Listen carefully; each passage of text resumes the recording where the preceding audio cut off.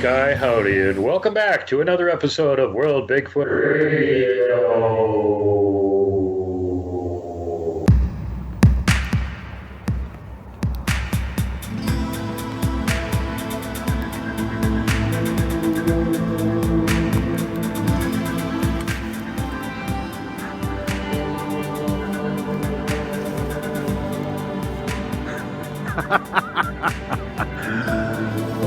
Oh, only in Alaska.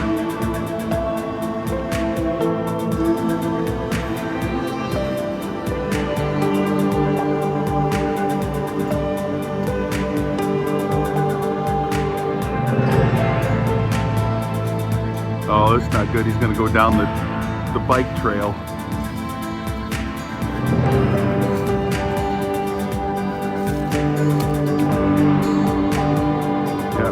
End up going down the bike trail where people are going to get trapped.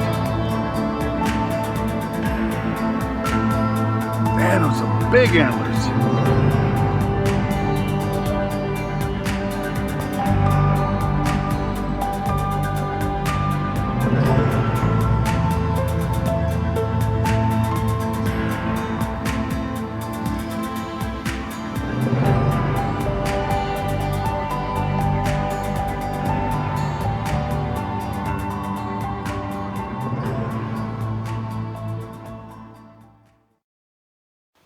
Okay, we got grizzly tracks, but we got a big primate foot Don't get excited print. because they'll feel it.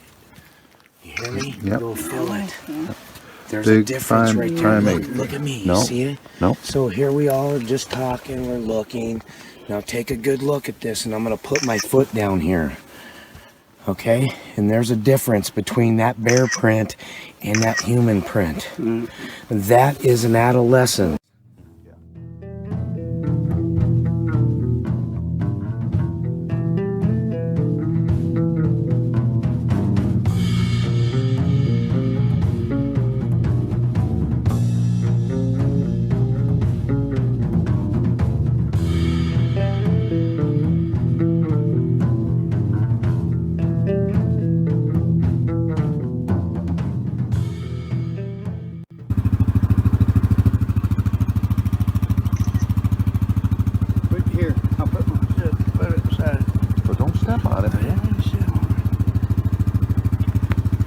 That's Merchant's Hill. Okay. Hurts the toes. All right. 4, 8, 12, 16, at least 18. That's a 4-foot hill. That's a 4-foot About hill. 7 foot wide.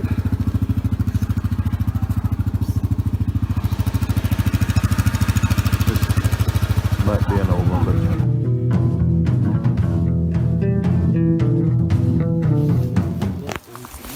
Look around you. Look at this, what you're seeing. You gotta listen and think.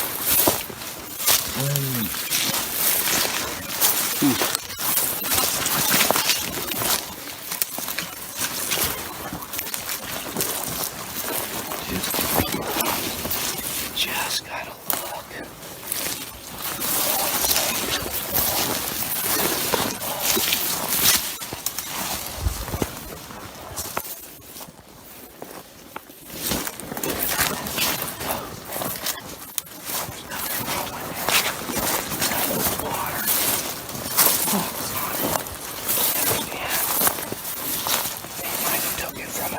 yeah, oh yeah. Yeah, they tend to be camp robbers. Yeah. Look over here. And that's, you know, I'm thinking Oh like yeah. that. Oh yeah. No, you're definitely, that can definitely be a possibility.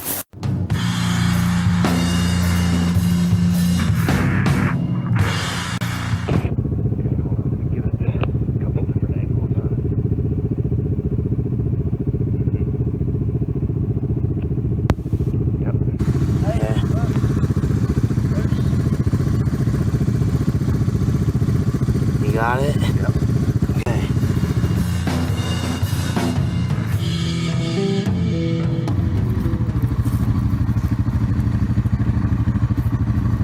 You can see see it from this angle, where the ball of the foot No, flexed. I see it. I see what you're saying.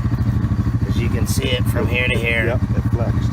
Yep, that's the smaller one. That'd be like probably That's the female. like, yeah. Female or adolescent.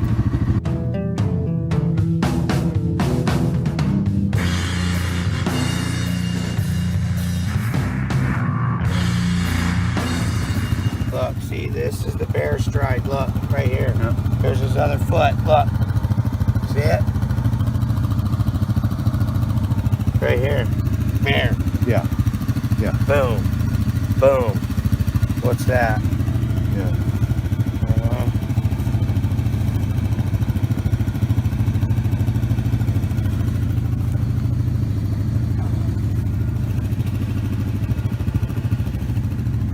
You might have jumped it. I don't. You know what I mean? Uh-huh. I mean, you gotta think. Normally, you can't get out this far. Right. Go to the water. Yeah. Yeah. Yeah. Yeah. That's not the shape, but Yeah. it's not as good as the other tracks, No, but still. no. Let's keep looking. We'll go.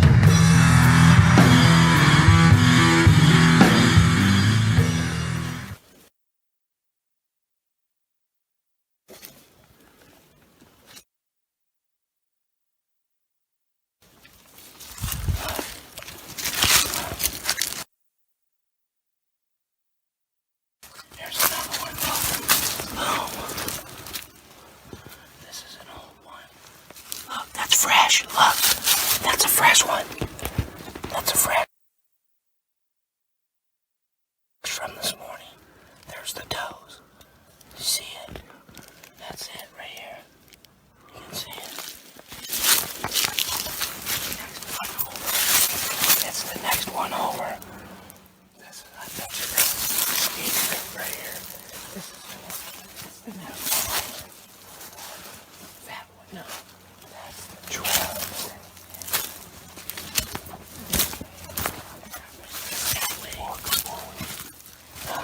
Walk forward. We'll go back out.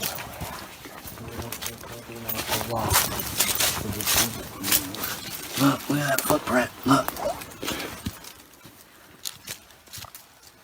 Oh yeah. Don't step on that one. That's a foot. That's it. That's it right here. This is it. Right here. Boom. Right here's the look. Right here's the hill. Yep. Right here. Right here.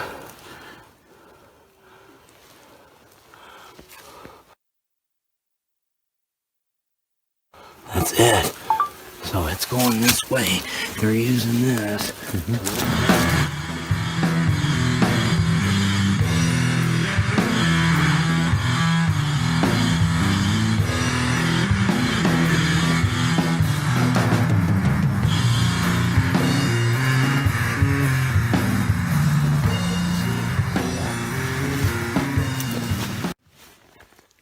Just a little indentation, and then the stride, and you'll see the toes as the mud gets a little bit harder up in there. That's a good stride. See the toes there?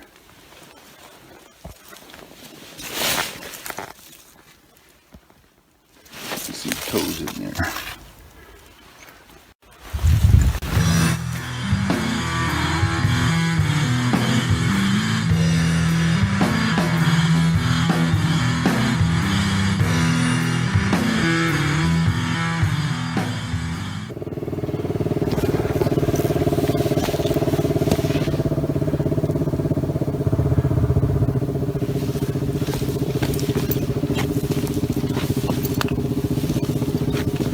Got bear. These are definitely bear. But where we've seen bear, we've also seen like that right there. That's not bear. That is not bear. I think that's the one we saw earlier. Yeah. So we got some fresh bear track. You can definitely see it's bear print. And this one's stepping in its print there, and there's another big pad right there. And this probably came by since we've come by, yeah. because that is very fresh.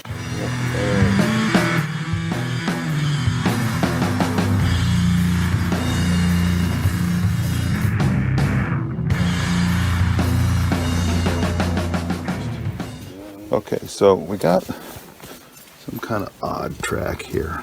It's walking in its track. Carl, That just dove. Carl, it don't matter. Let him take a picture of everything. Because we're out here. And in this area, it gives them, it shows Look, that it's the claws, but there ain't no foot. Yeah, that's kind of odd. And but it there's shows there's enough Now it's food. dove. oh, there's a lot of food. That's a wolf. There's enough food out Cause here. that's a big. this looks small to me for a like a coyote or something, but it's stepping in its tracks. Its own track on top of it. Yeah, it's stepping on top of its tracks, which is Odd. I didn't know that dogs.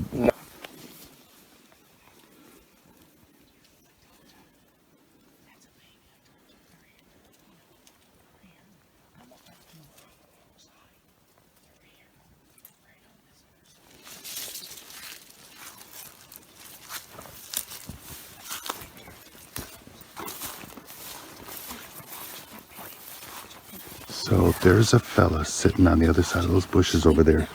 Guy's sleeping in his truck, and we think that it was watching this guy sleeping in his truck. Okay? Because here we got a whole bunch of juvenile tracks. And see the see the truck over there? We came past him earlier, and he's nodding off in there. And these are so fresh that we think that we came up and it ran away.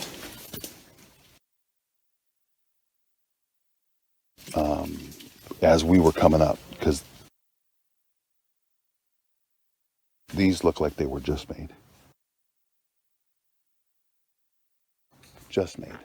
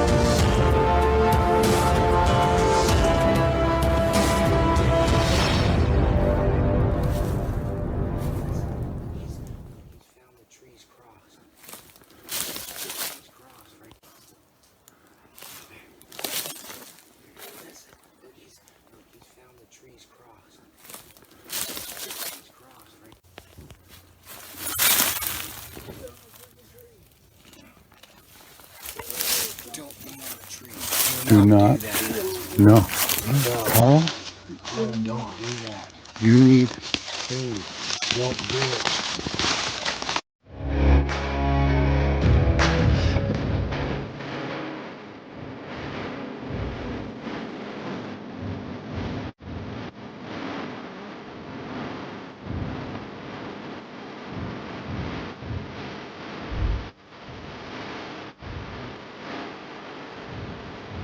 So, what we're going to be talking about tonight is down in the southeast of Alaska, on Prince of Wales Island specifically, there are trees that are turned upside down and shoved into the ground. And a lot of people in the Bigfoot community have heard about trees like this, and it's believed that these trees are a warning to people. And I refer to them as the Bigfoot trees of warning. And Chuke was on the TV show, The Alaska Triangle, on season 2, where he actually got to go out to Prince of Wales Island with a cameraman and find these trees and actually see them in person. So we're going to be talking to him about that and what his experience was there, and even his experience in getting there, and some behind the scenes stuff. So without further ado, let's bring in Chuke Johnson. Hey guys. How are you doing, man? So Good. You were on the TV show, The Alaska Triangle. Mm-hmm. And as part of this TV show, you got to travel out to Wales Island, which is in southeast Alaska.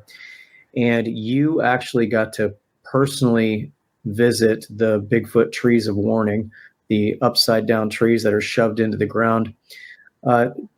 Tell us about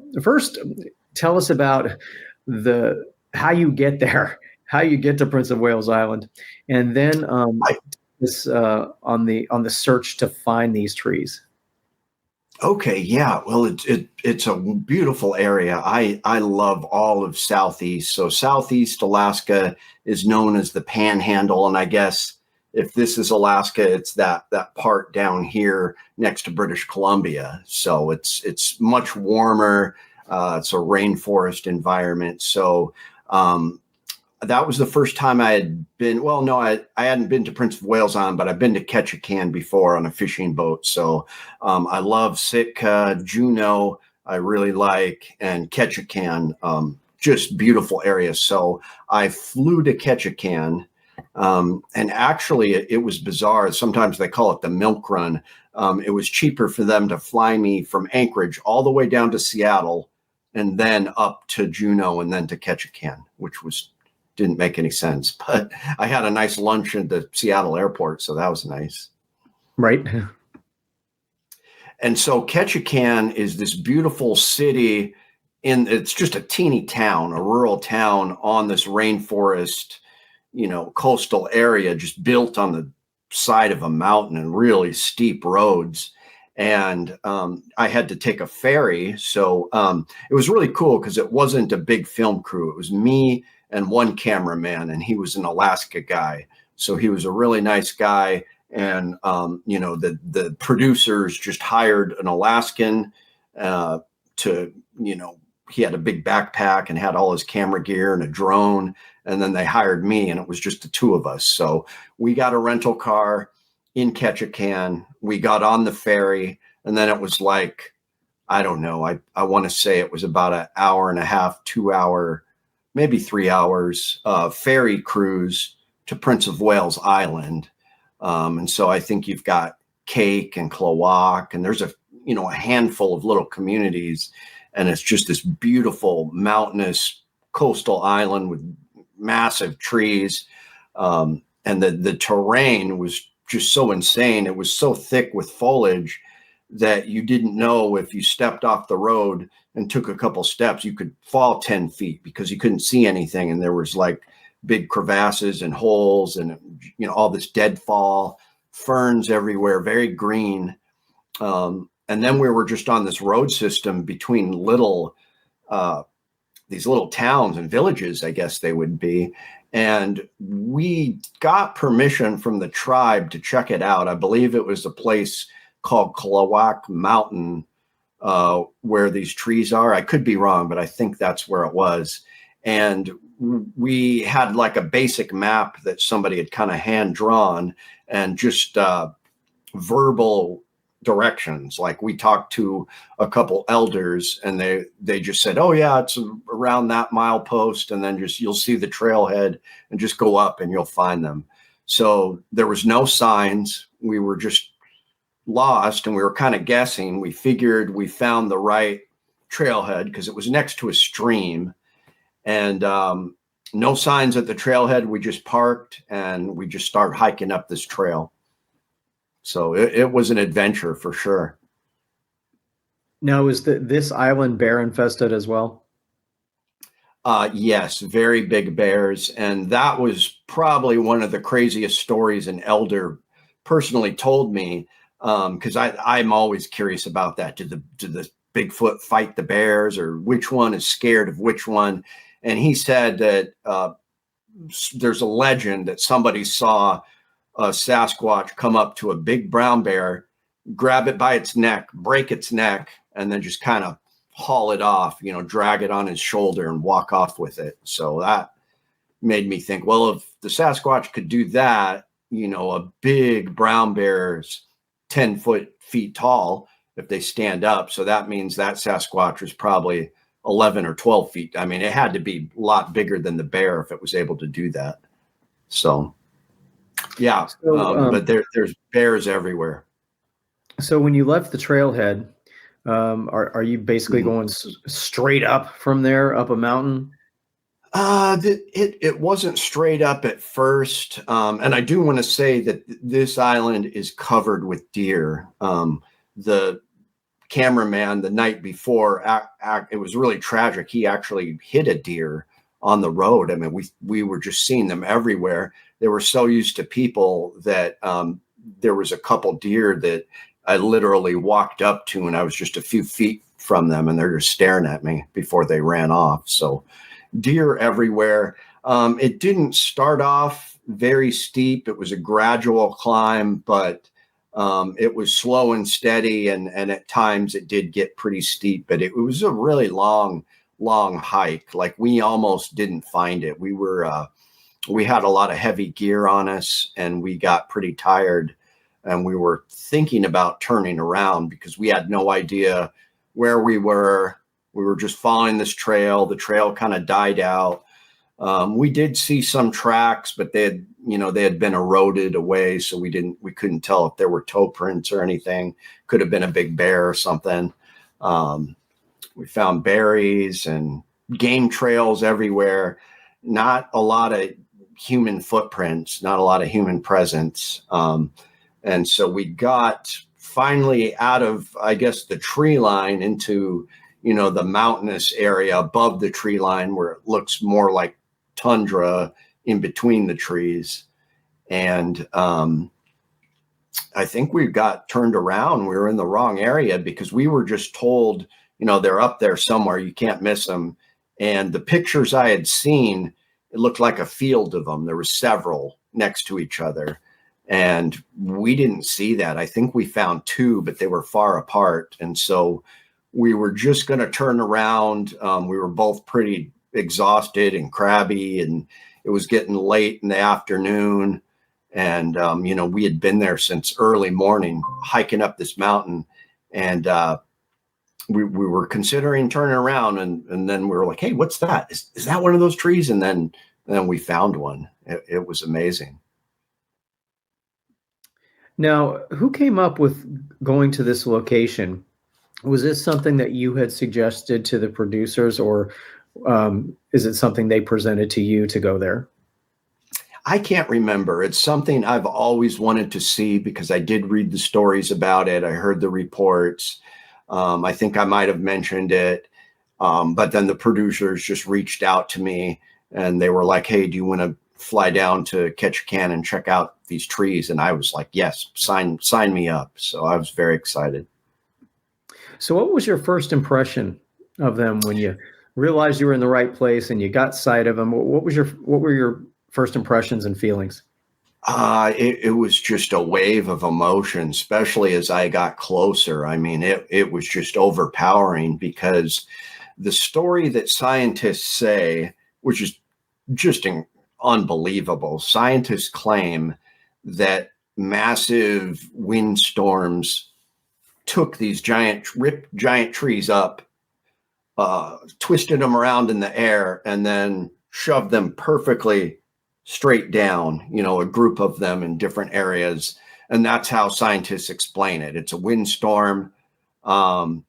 which I could see maybe if they were bent at an angle or stuck in the side of a mountain. But if you got all these trees perfectly upside down, shoved way into the ground with the roots sticking out like that, I tend to think that something did that, something alive. Yeah, absolutely. I agree. Matt, why don't you go ahead and pull up that photo of, tell us about this photo.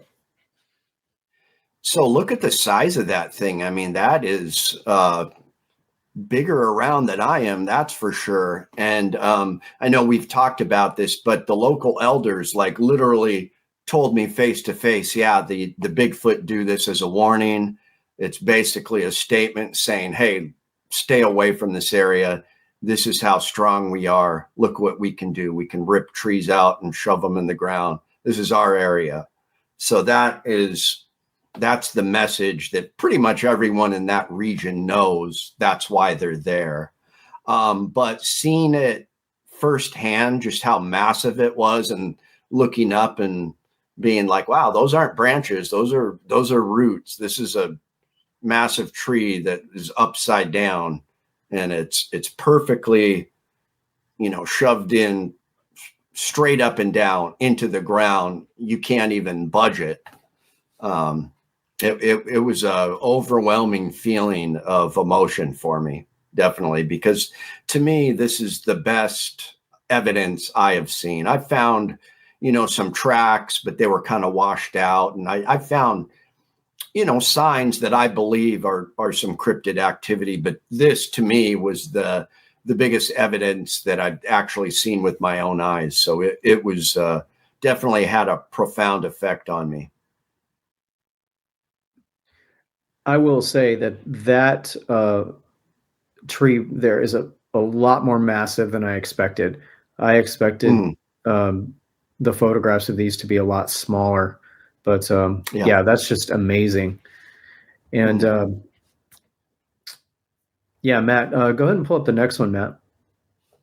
And again, now, was this from your trip? I can't remember if this one was from your trip. The two on the side are from my trip.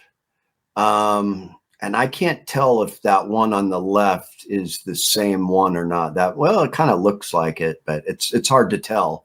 Oh no, it is, because it's got the crack in the center. Yeah. So that's it.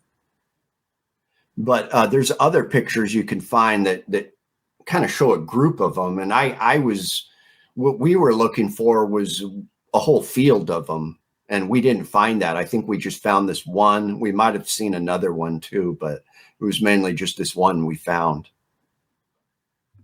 Did any of the elders share with you how long they feel that these have been there?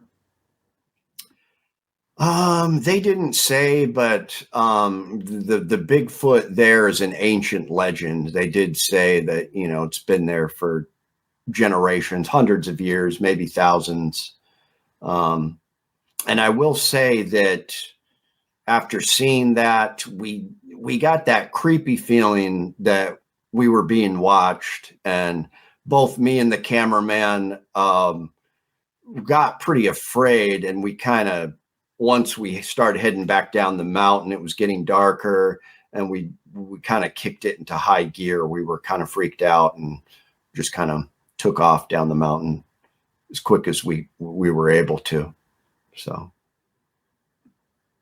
Now, what was the landscape like beyond that tree boundary?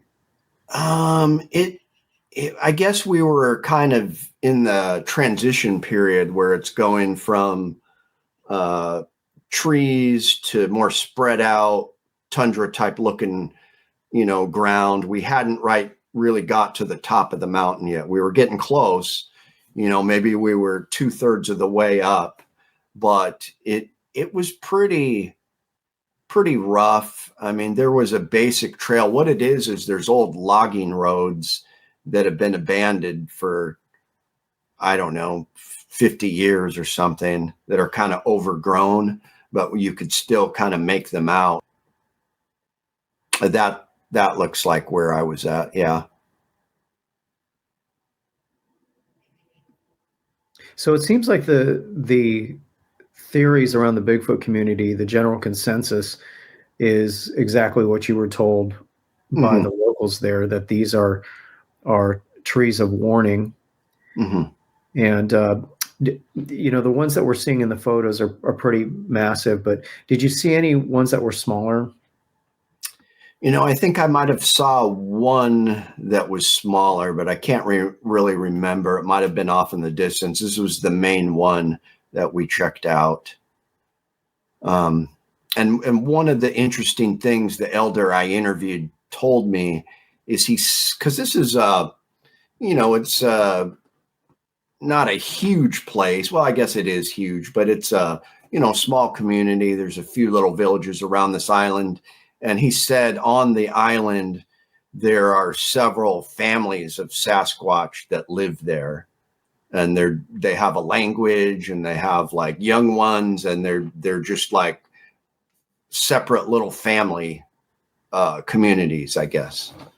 So I thought that was interesting, just that they had like these separate family communities.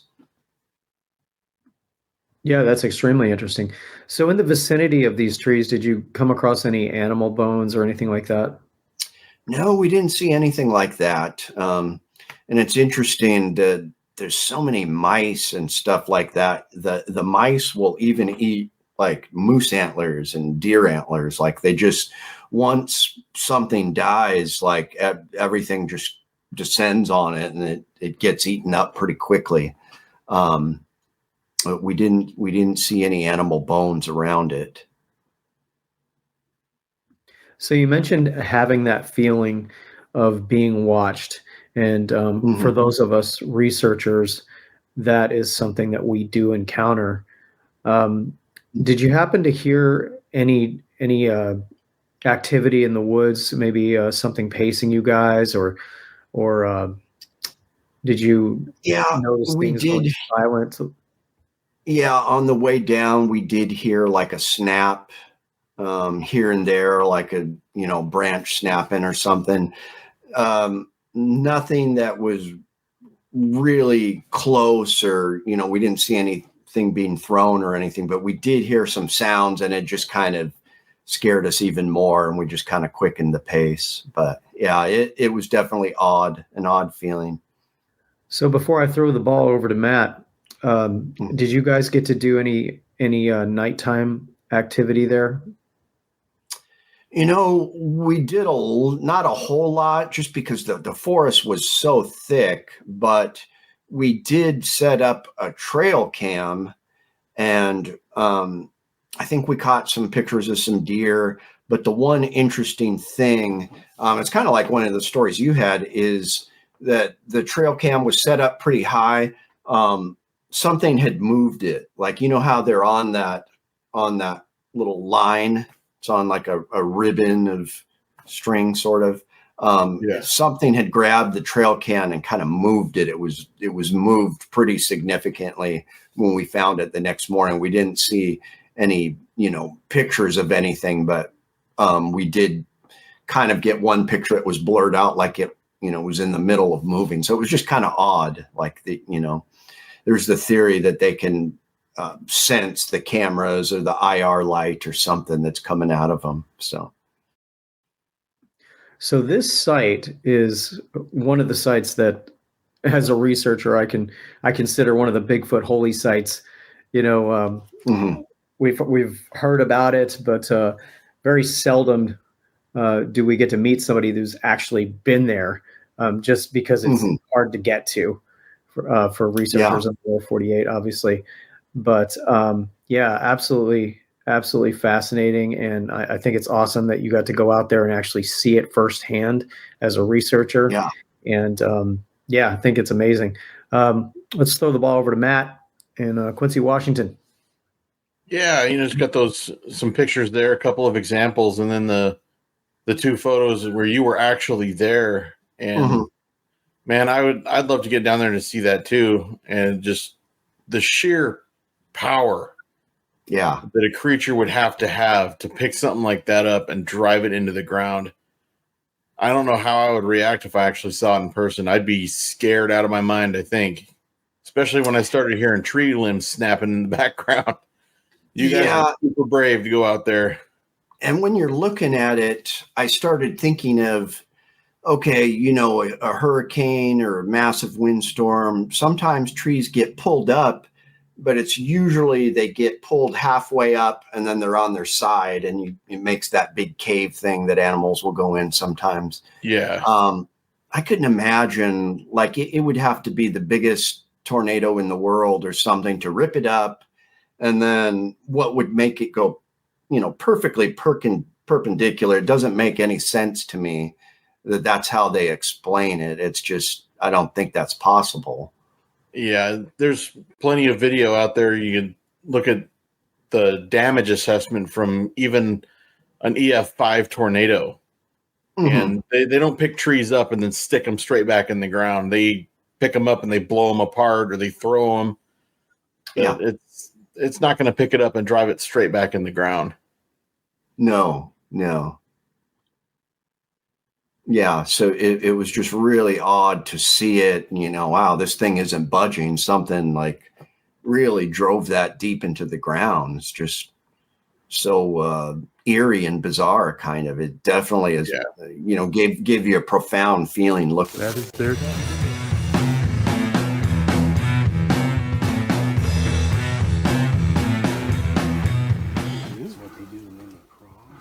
Okay, this is not a very old break. There's no reason for this to be busted because it's still, the leaves are still green. It's not snow. And it's pointing in a direction. We found a bunch of X's, small ones, but X's nonetheless.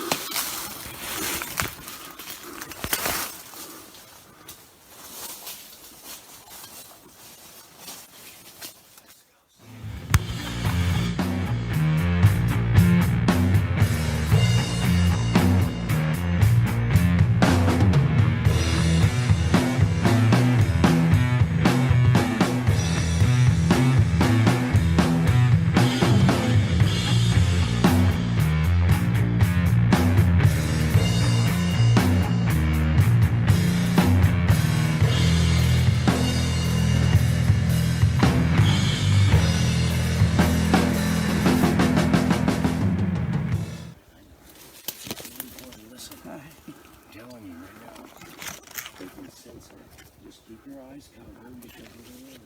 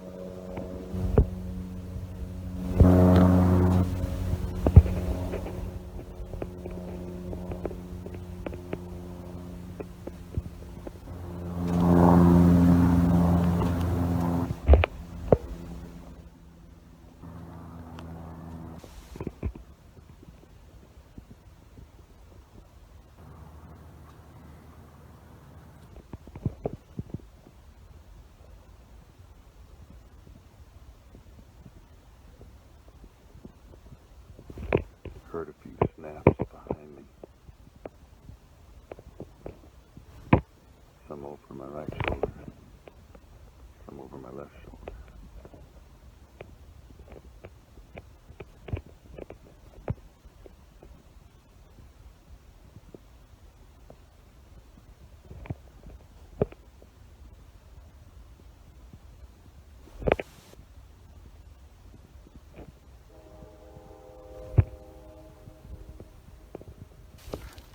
Okay, show me the footprints.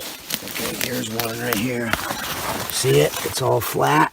Yep, and I can see the toes. And the toes. Hard to see in the video. Right, I know it's hard. And then you got that one over there. I don't want to disturb anything, but you got this where you can see the toes. See the toes? Right there's the toes. Hold on, let me The get hill these comes brakes. to here. Look See at the hill mark? Hold on. Right here. Watch. Look at those brakes. See, are you? Yeah, and you can see where he just grabbed it. Look, he stood here. That's where his footprints are. Stood from there to here and said, pow, and broke those off. Look at all the trees around you. That's a big tree. Yeah. So we're close to the area. I know we are. You know what? I need to go back and get the tape measure. Okay. But you see?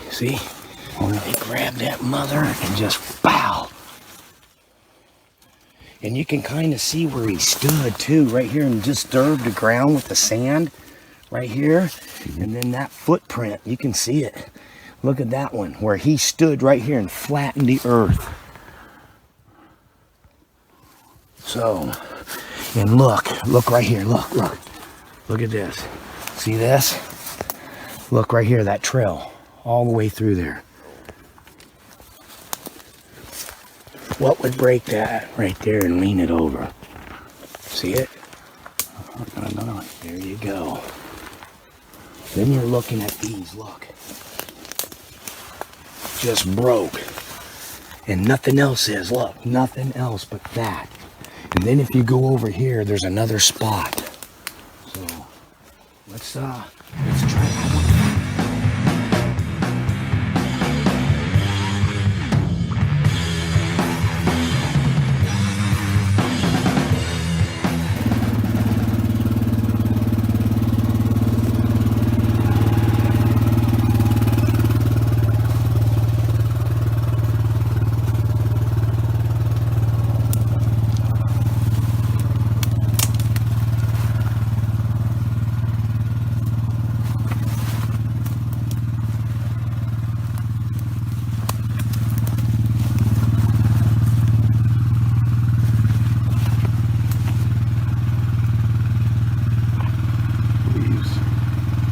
Still leaves on it.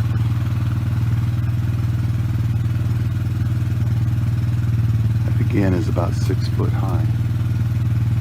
It's just above my head.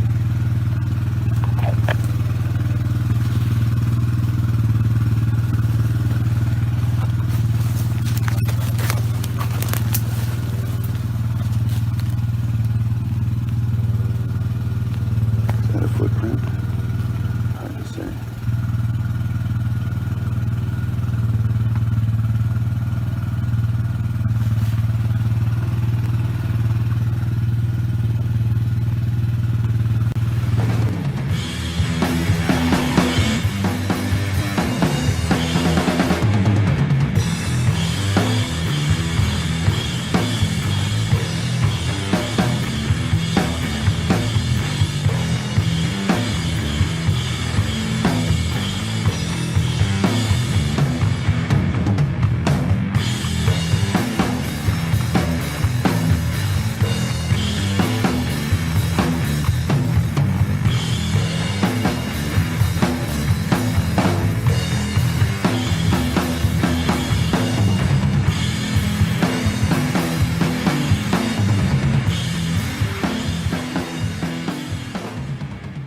Or so, a couple weeks old, but So we got one here, and then it turns right here. You can see the toes. It's like it turned and looked back down the trail. Okay, you can move it over to the other one. this one? Yep.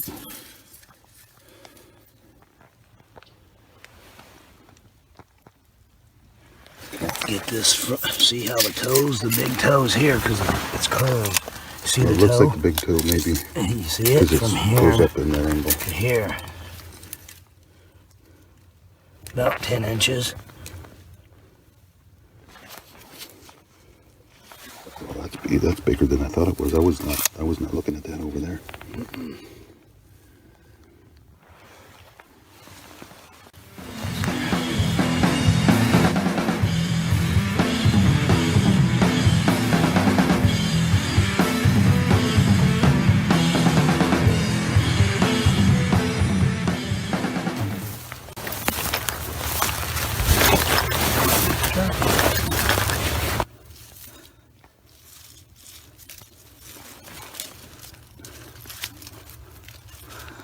trying to see the toes there. Here's the heel. I don't think that's you. No. Not even.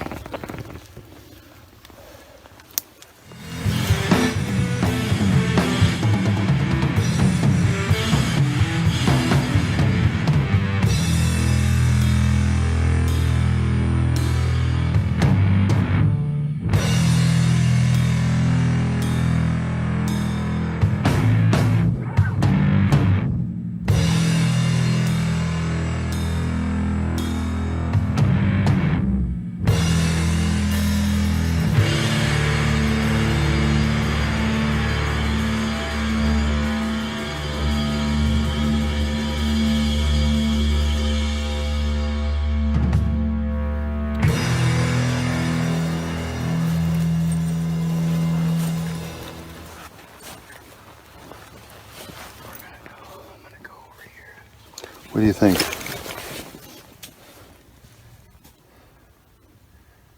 Right here. No.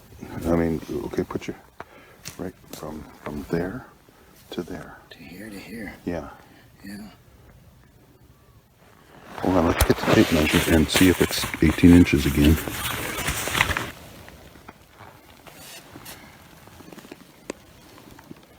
Hard to see in the video, but there are definitely toes. Big toe, second, third, 4, and probably 5 right there. It's not real big, and there's not a lot of tracks around here. It's the first one I've found out on this gravel bar, but about 10 inches, about 10 inches long, which is consistent with the other ones, some of the other ones that we found. We have found 18-inch tracks that look very much alike, like it's the same individual. We have found 10-inch tracks, and we have found like 14-inch, and I think the smallest ones, besides the 10-inch, there was some really small ones. I don't remember how big those were, but they looked like little bitty guys, but they were definitely human shaped. So this isn't the greatest example, and since this weekend is the first time I've been finding tracks that I see myself, I can see how much of a difference it makes to be here and actually see them compared to looking at them on a picture or on a video. When I review the pictures and the videos, some of them, that are like really good are just unmistakable. Others, it's really clear when you're here, but you lose something with the picture and the video. But standing here looking at it, there's no doubt. I mean, it's a clear, flat foot impression with 5 toes and a heel, or if it's not flat, it has that mid-tarsal break where the ball of the foot seems to dig in more than the inflexes, more than the back, half to 2/3 or whatever. But actually finding them and seeing them for yourself is just unreal. I've been looking at these online for the past couple of years, and I was convinced that it's real, and that there's some goofy crap out there, but plenty of them were real. Actually, let's turn this around. actually finding them in places where you know there's absolutely no reason for somebody to be out there running around with different size fake bare feet. Some of them looking like they were just made before we pulled up, and others looking like maybe they were a week old or something. I mean, there's just no reason, there's no way that you can convince me that somebody's out here doing this. It's just ludicrous.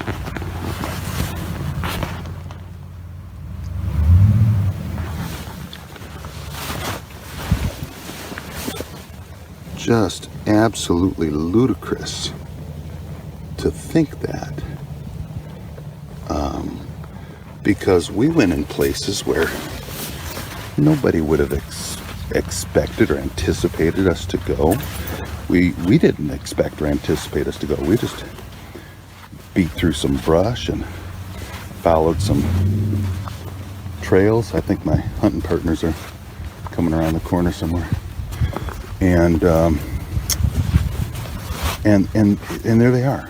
I mean, just slews of them, along with tree breaks that are broken for no reason that you can discern naturally. At about 6 foot tall, green trees, you know, that still got leaves on them. So it's not done last year by the snow. And underneath them, there's tracks. Or around them, there's tracks. It's just, you know, actually seeing it for yourself takes it to a whole new level of real that is just, it's just hard to describe. And then last night, when we had the first of the track sightings, and we came in on some small X structures and some breaks, all in the same area with tracks. As we were walking out, you heard definite movement that started after we moved and stopped a pace or two after we stopped, and it would not start up again until we moved again. And there's just no reason for that. No reason for that as far as the other critters out here like bears and coyote and what have you. Another thing that was really interesting is that. Okay, right now we are looking at a petroglyph of we don't know what that is exactly. It's from Alaska, and it's apparently going to grab a moose. And now the next picture that you're seeing relates directly to the video. This video came out a couple years ago, and the person that released it didn't want to have it released. Apparently changed their mind, deleted it. Somebody else had already downloaded it. They re-uploaded a not very good copy of it. And you'll see some screen captures in it that we actually got from the original version for the 2 days that it was up. So you get a little bit closer look at the subject in here. But there's a copter pilot, and he is actually surveying a piece of land. He was paid to fly out there and make sure everything was okay. It was a gold claim, from what I understand, by the Koyukuk. And his job was just to fly out there, check the marker, make sure to verify you're in the right place, make sure nobody's messed around with the property, and fly back again. And while he was doing that, boy, did he get something interesting on video by accident. You can see he's at the marker stake. He just filmed that, and he's walking away toward the copter. We're freezing on this frame here. There you go. That's what's in the background. It's a lot harder to see with the newer lousy copy of it. The original one was clearer, so you can zoom in a lot further and you can see a lot more of the detail. And there's the detail you want to be seeing. That is not a tree. Big boy. Very, very big. Blaine Tyler guesstimates him at about between 15 and 18 feet. He's the one that made the hilarious sign posting safety this way and giant Sasquatch that way for the beginning of it. And there he is pulling out again. Now he's walking back toward the copter to get a ride out of there. That's how they got in there. This area, no roads. You have to fly in. The property owner wanted him to fly in and check his surveyor stake. And like, yeah, it's still there. Okay, nobody's been out here messing with your gold claim. And he's walking back toward the copter. Now, when he turns to the left, he actually films the same area again that he caught the giant Sasquatch in, which he does momentarily here. And you can look at it, and I'm not seeing anything over there. Maybe I'm missing it. You guys want to slow it down and play with it a little bit. We're going to go through it again here so you can take another look at it.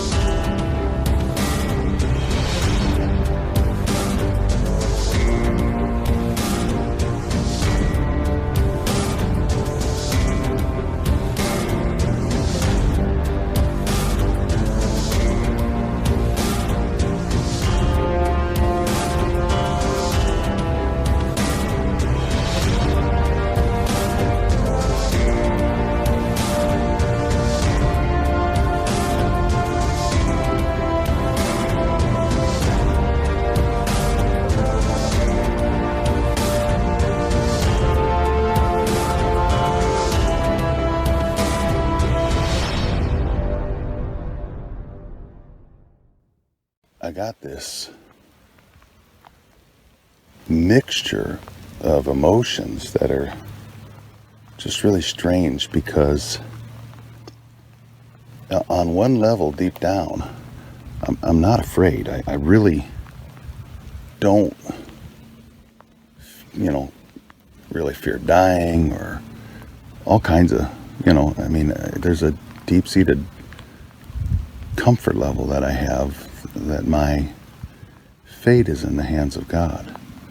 And I believe that. But when you're wandering around out here and you realize I am in an area where there are several of these things, I'm finding their prints, I'm finding what looks like some tree structures and such all together, and then I'm hearing movement as there's a level of unease that settles down in your gut that says, okay, this is almost a little too real. I think I've had enough for tonight. I think I'm done. I think I want to go. And there's so many times I've heard people say on the videos as they're making their videos and they're walking and they're doing different things, that they get this sense of I want to go. I'm done. And as you're listening to that, you think, well, that's what you're out there for. Why would you want to go now? This is what you're looking for. But there is a feeling that, even though that other feeling exists of a deep-seated level of comfort about your fate, there's another feeling that says, I think I may have had a big enough gulp of this drink tonight, and I don't know if I want any more. I don't know if I want it to step up another level. So that is a weird combination. Kind to everyone. Safety first, last, and always. Pay it forward. Don't be mean to people if you don't have to be. Don't flip off the mountain giant. Don't poke Dogman with a stick. Don't punt the puck, would you? And for God's sake, whatever you do not hug the Wookiee.